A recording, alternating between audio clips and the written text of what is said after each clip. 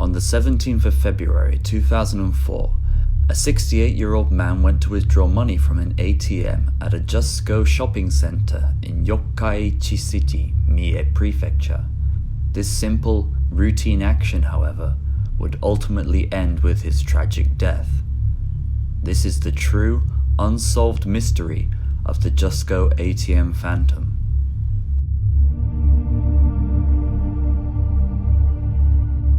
For those of you who are unfamiliar with Japanese store brands, JUSCO, before being renamed to AEON, were large shopping centers. They usually contained grocery stores, clothing stores, 100-yen shops, and restaurants. Unlike most of these types of establishments, there were ATM corners available for shoppers so that they could withdraw cash. One day, an elderly gentleman, both hands occupied with shopping bags, went to withdraw money from an ATM at the Yokkaichi City JUSCO. But he wasn't alone. Loitering around the ATM corner was a young woman, cradling a baby in a chest harness. She'd been lingering in the area for roughly 5 minutes before the man showed up, and had been keeping an eye on the place. As the man began to leave the ATM area after withdrawing his money, the woman approached him. She acted as though she intended to walk past, before purposely bumping into his shoulder. As the man stood, shocked and confused, the woman ran her hands over his body until she found his wallet, filled with the recently withdrawn money and cards.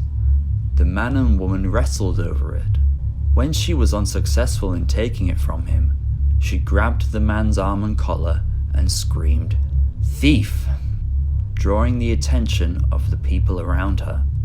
3 nearby shoppers and store clerks, seeing a man tussling over a wallet with a young woman holding a baby, decided that the man must be the criminal and apprehended him, allowing the woman to break free.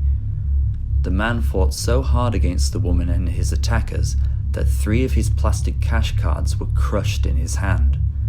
They tackled him to the floor and called the police. By chance, 2 young, inexperienced police officers who were arresting a shoplifter nearby were already at the scene to provide assistance. They handcuffed the man and forced him to lie down on the ground, despite his protests and pleas of innocence. That was when they noticed. The woman had disappeared. The man was pressed to the floor with a policeman on top of him for 20 minutes, despite his advanced age. When he tried to rise up from the ground, the police forced him back down. Eyewitnesses at the scene said that one policeman was so aggressive he broke a lens of the victim's glasses and caused him to groan in a very unusual way. He soon began vomiting and lost consciousness, but the 25-year-old policeman who arrested him refused to uncuff him or even take notice of his dire circumstances.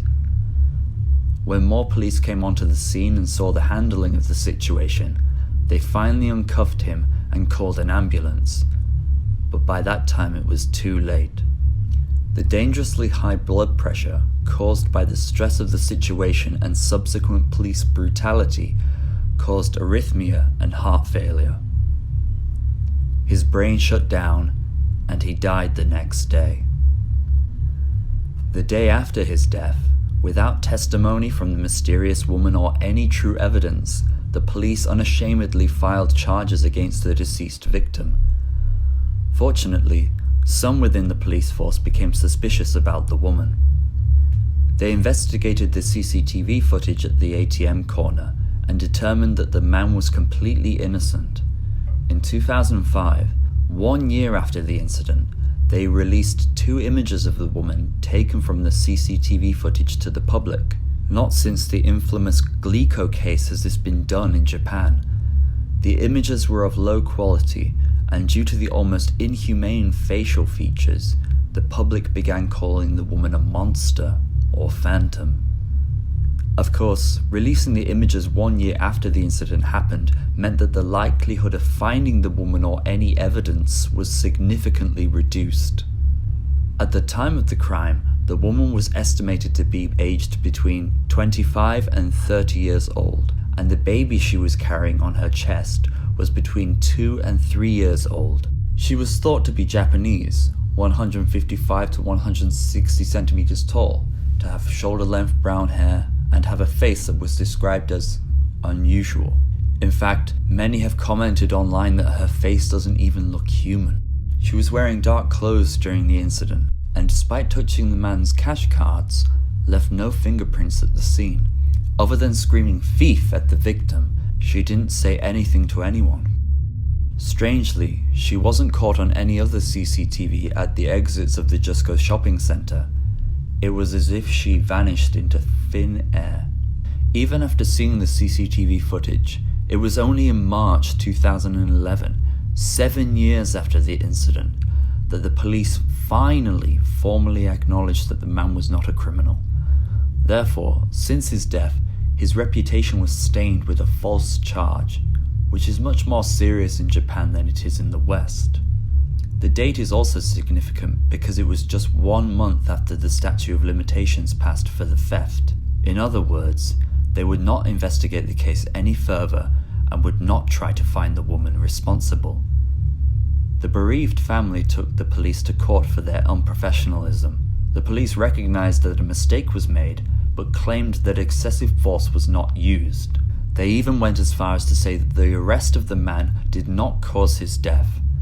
The family was originally paid a measly $125 compensation for the death in May 2011.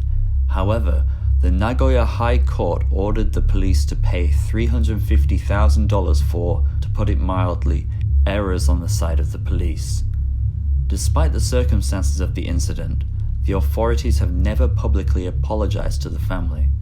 As for the phantom woman, she was never seen again. The police never actively tried to find her other than releasing the images and printing some posters to be placed in the local area. They never got the images professionally edited or made illustrations based on eyewitness accounts, which is very standard practice for Japanese police. Unfortunately, unless she comes forward herself, I doubt she will ever be found. Thank you for watching my second YouTube video. If you haven't already, check out the other video I made about the mysterious SOS sign found in Hokkaido. Until next time, goodbye.